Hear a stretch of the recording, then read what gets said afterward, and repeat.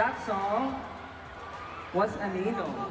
And sinulat siya ni Pablo for me. Ay, si OA. Nakarinig lang eh.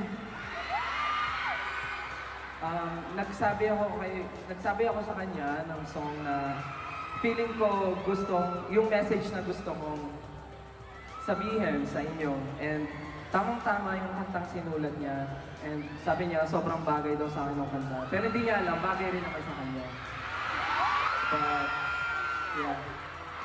It was produced by Rat Kids. Kaya naman, Pablo and Josue, if you're watching, thank you so much. Pero gusto ko kayong i-challenge eh, kung memorize niyo na ba yung song. Kasi parang, sa mga napuntahan ko, yung iba, memorize nila. Pero pagdating sa ibang parts, wala, tameme sila. Pero, gusto ko lang malaman kung magpapatalo ba ang market. Try natin. At kahit na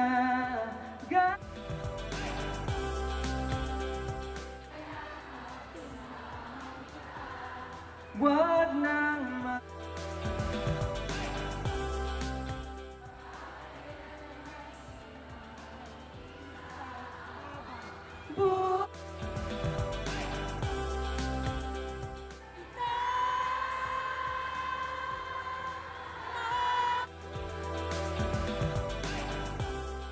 kahit di mo ba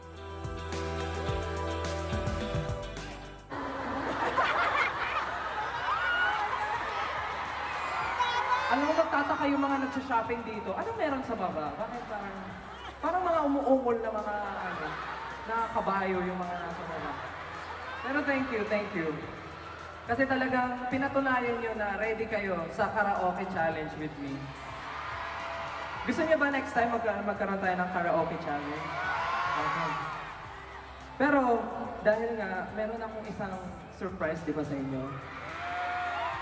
Ready na ba kayo sa first announcement? Alam mo, grabe ako mag-hype, pero parang wala lang naman to. Anyways. Alam niyo ba na ang kanta kong Anino ay magkakaroon ng music video? Yeah! So, we will be posting the music video sa August 31. Malapit na po siya. And sa tingin nyo, ano yung magiging itsura or story ng music video? Siyempre hindi tayo magkakaintindihan, di ba? So i-tweet nyo na lang ngayon using the hashtag. Hindi, wala tayong hashtag ngayon. Pero ayun, meron po siyang music video sa August 31. Sana po abangan nyo po. Anino music video. Yeah, para sa inyong lahat po yan. And yeah, ayun yung una nating announcement. So, meron po mamaya. Meron po mamaya. Buhay pa ba kayo? Parang humina yung energy ah. Ano bang gusto niyong gawin ko para mabuhayan kayo? Okay. Marami pa akong songs na i-perform tonight. So, ano yung sa tingin niyo yung next song na i-perform ko? Hindi ko masabi! Siyempre, apat lang naman yung kanta ko. Kaya madaling hulaan. But yes, itong next song na to, isa rin siya sa akin na isa rin siyang kanta talaga. Hindi, itong song na to, sobrang importante din siya sa akin dahil sinulat lang naman siya ng nag-iisang maestro, Mr. Ryan Carabiag. Super blessed, super happy, and super thankful lang ako kay Mr. C na binigay niya sa akin ang kantang ito. Kaya naman, if you know the song, please sing with me. Mamaya papakantahin ko kayo, okay lang ba? Yes!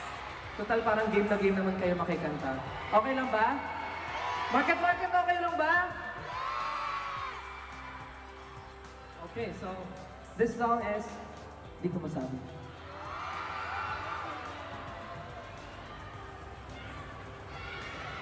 Di mo lang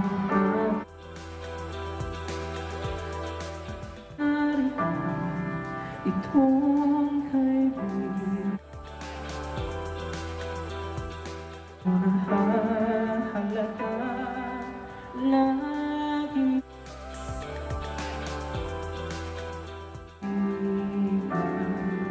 Ilang taon na rin ika'y pangarap ko sa habang buhay ay tayo. Sa mga bata, pagkabigla na lang ika'y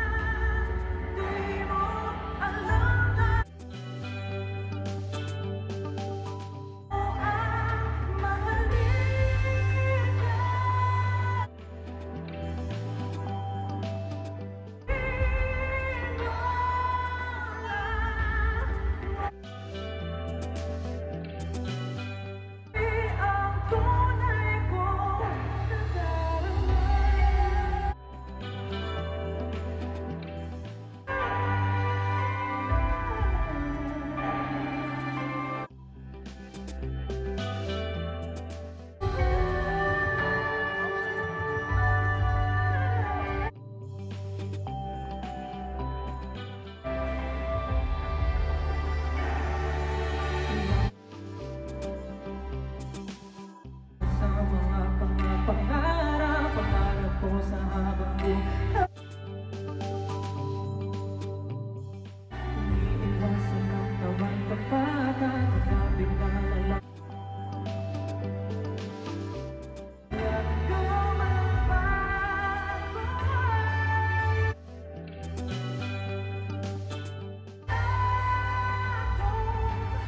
nakitin.